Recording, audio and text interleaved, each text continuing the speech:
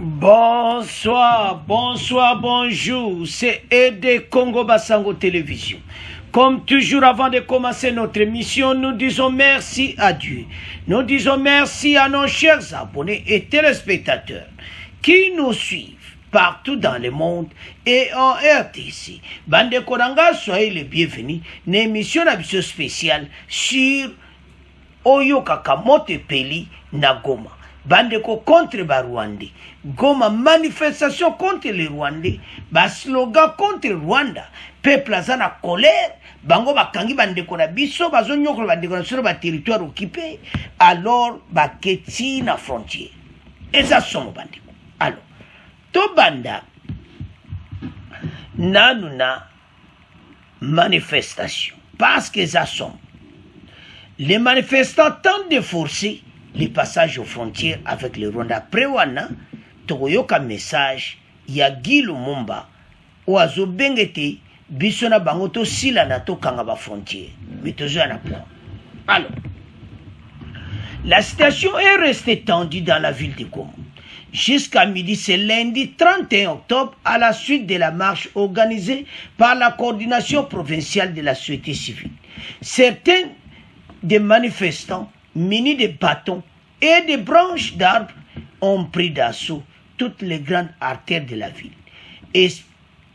Exaspérés de colère, les manifestants scandalent des slogans hostiles au gouvernement rwandais ont tenté de traverser la frontière du Rwanda par la grande et la petite barrière, a constaté le reporter de radio Okapi. Bandeko bas lobi kebde ozomona bamba kotaka na frontière ndenge zaona police a telemi na frontière pona kozongisa bango abito sila naka lelo bandeko peuple atomboki na ndenge mukiti bomona patriotisme. La manifestation qui se voulait pacifique a totalement dégénéré en fin de matinée lorsque des manifestants venus des quartiers de Majengo, Boyene, Katindo, Mapendo, Mikeno de Volcan et Bujubo se sont massés au niveau du rond-barrière avant de se branler vers la petite barrière à la frontière avec le Rwanda. Là, ils sont bloqués par un important dispositif de la police qui y déployait tous les matins de ce lundi.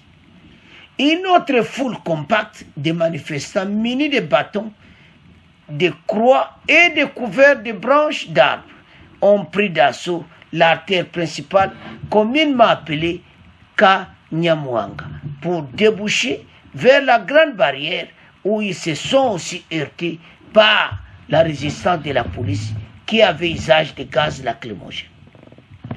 Parce que Bangal n'a pas la frontière à Rwanda. Il a créé le sous-dernier des problèmes. Police a la mouka de tongo ko bloqué bango parce que ba ebaki déjà que colère ya maka tension za ko sakana te bandeko ba Rwanda ba sakani mingi mena ebisio bandeko problème zo na mikolo Rwanda ko sentir shuka na frappe ya peuple kaka ndenge ngana zo mona boy ba Rwanda zoluka ba problème malamu atika oya za kosala avance. Toutes les activités socio-économiques sont complètement paralysées. Stations, services, boutiques, magasins, écoles ouverts. Certaines banques ont fonctionné dans la matinée, mais à guichet fermé. Peu avant midi, elles sont dû fermer leurs portes au regard de la tournure que prenait cette marche de la société civile.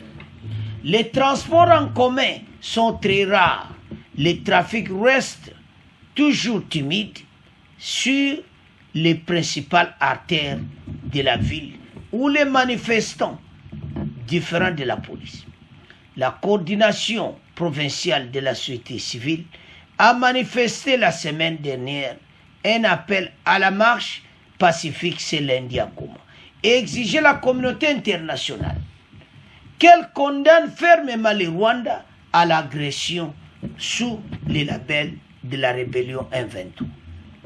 Balobi na communauté internationale tela batu oyo bazaba Rwandais boba bima na territoire na biso bande ko na biso bazo souffrir bande ko boko yoka to chela bande ko na biso bako continuer ko souffrir boiti alors yindi na ndenga mokete ba fâché bande ko na banzete ya milaido décision zaini bakende bakota na Rwanda yinda kaka soki ba barrière ba soda Rwanda so ba kusana nini yinda kaka alors police a ko bloquer bango alors toyo kandenge yindaki bongo après toya na ba décision oyo bazwi ete basengela mokonza mboka bakanga ba frontière mais toyo kananu trouble ninge salame contre ba Rwanda.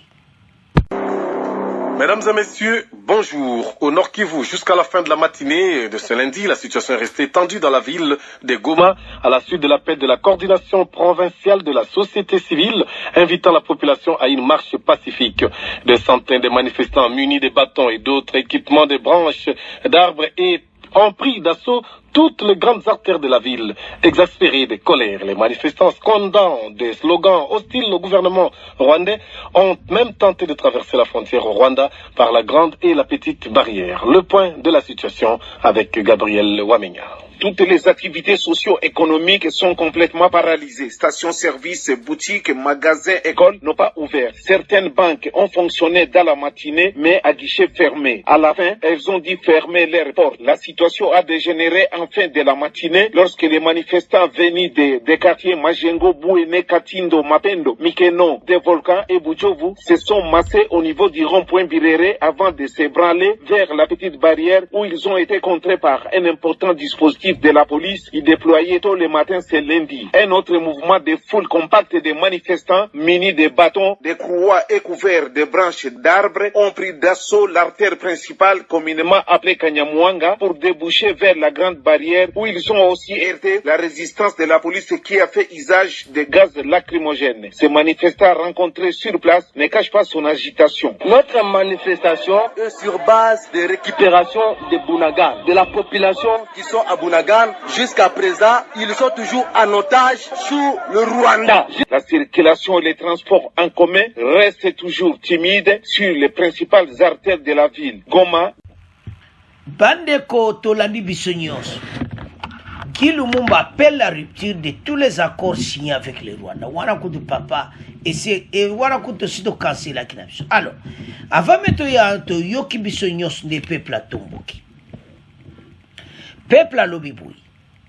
Que bande ko na so ba souffrir na Bunagana. Bande ko na so ba so mona pasi na maboko ba rebel ba za kuna bazo nyokola bango. Bazo senga na communauté internationale ba ya ko so battre na bango. Ya onto zo sa peuple à Goma. Message yokani. Mais yeba ete bango baza ba hypocrite. Émission de Tchèque na Congo News 24 hypocrisie bazaka kokosa. Bayaka na bango te mais binobo continuer ka ko laksa communauté internationale de bozana kanda barrière wana un jour boka guerre pena RDC na Rwanda parce que trop c'est tout mais peuple nenga fâché des manifestations anti-Rwanda à Goma peuple a fâché na ndenga mukiti babaye ozomona alors tango peuple azo baye boy donc trop c'est tout alors bolandi wana kanda bazanango balobite il faut aussi la nana bato na banzete o baloko moni Rwandais aussi la nana do ozomona makamo nandimite ba Rwandais ba kote suna Goma nandimite parce que bazana problème ndenga na zomona kolero Rwandais mota suba kopne na Goma parce que bazolukisa ba alors avançons.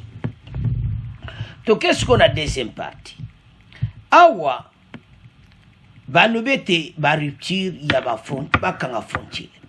Guy Lumumba, l'un des fils du premier ministre Lumumba de la RDC, a appelé lundi 31 octobre à la rupture de tous les accords signés par la RDC et le Rwanda, ainsi que la fermeture de la frontière entre les deux pays. Guy Lumumba lobi, to kanga ba frontière nyos. Il a par ailleurs salué la décision prise il y a 48 heures par le Conseil supérieur de défense d'expulser l'ambassadeur rwandais en poste à Kinshasa. abi ba sepeli na décision mokonzi ko benga na ambassadeur rwandais a quitté territoire na biso. Je soutiens le président de la République Félix Tshisekedi Tshilombo dans sa décision d'expulser l'ambassadeur rwandais de notre territoire. Je souhaite que tous les accords signés avec le Rwanda, pays agresseur, soient rompus et la frontière fermée. Pas de marchandises, pas de personnes qui passeraient des deux côtés. Ba su côté que pas d'absolu to si la nana bango ba kende bango ne bazana besoin d'absolu biso a besoin na bango ti. Par cette même occasion, le fils cadet de l'ex-premier ministre congolais fustige l'attitude des Américains et leurs alliés dans les politiques de deux poids à deux mesures. Eza bongo politique à deux poids deux mesures ya bato yo ese le Kigilu Mumba loba na bango d'octroyer l'aide militaire et d'autres pays et non à la RDC.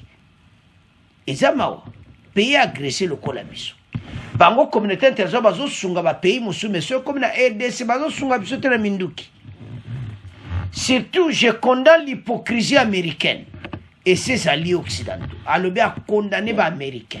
Na hypocrisie na bango ba bazo séparati.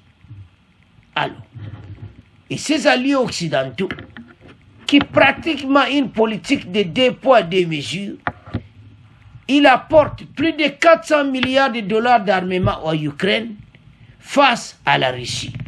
Et nous, Congolais, on ne peut pas dire, pauvres Congolais, nous n'avons que 2 milliards d'armement et la paye des militaires de la MONUSCO dans une guerre qui nous dessine plus de 25 années. Boyoka, 2 milliards. Vous savez, bazo pesa baluba pesa la paix à MONUSCO. Mais l'autre côté, oui, soto tala biloko nyonso. Hypocrisie na bango. Gilu Mumba olobi pena kitoko. Que bato yo to sila na bango. Bazo sala ba aventure. Bazo mulaksa lokola ki baza ko soutenir menzo kande maloba tuba loba tolobe ngona émission ya Congo News 24 bato balandaki. Alors Gilu Mumba pa ya lobi na bango. Eza hypocrisie. Hein? De quoi avancer jusqu'où? On se voit. Hein? Ba aventure abwe trop c'est trop. Alors Gilu Mumba alobi na bango. To lembi ba aventure oyo. Alors Gilu Mumba lobeli bango était trop c'est tout. Zomona. Ezo salamawa na oye salami na mboka na biso. Alors mwana ya Patrice Lumumba nde bozomona ye wana alobi ke en tout cas tosila na kaka na bato. Trop c'est trop. Bakanga ba frontière bato bakatisa lisusu te. Bakonzi bango bazana besoin na biso. Biso zaka na besoin na bango te. Bokanga ba frontière bakop na Rwanda esila. Bandeko ezo salama wa. So ozo tala makambo oyo. Ozo mona clairement était trop c'est tout. Yango Gilu Mumba aekoloba tolandia. Mais peuple ndenga zana colère. Ndenge makambo ezo kende. Tokoyoka. O baloba kalate se yindi. Barrière wana eko panzana nde parti. Bako palangana zonde ni ne inda. Alors bandeko tolandi colère à peuple.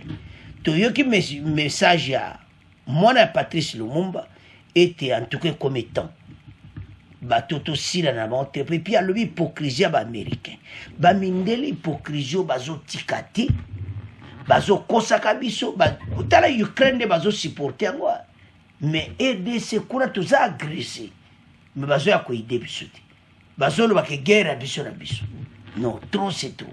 Alors bande konanga c'est à ce point comment clôturer mission na biso. Bon continuer qu'on s'abonner massivement, bon partager. Au revoir, à la prochaine.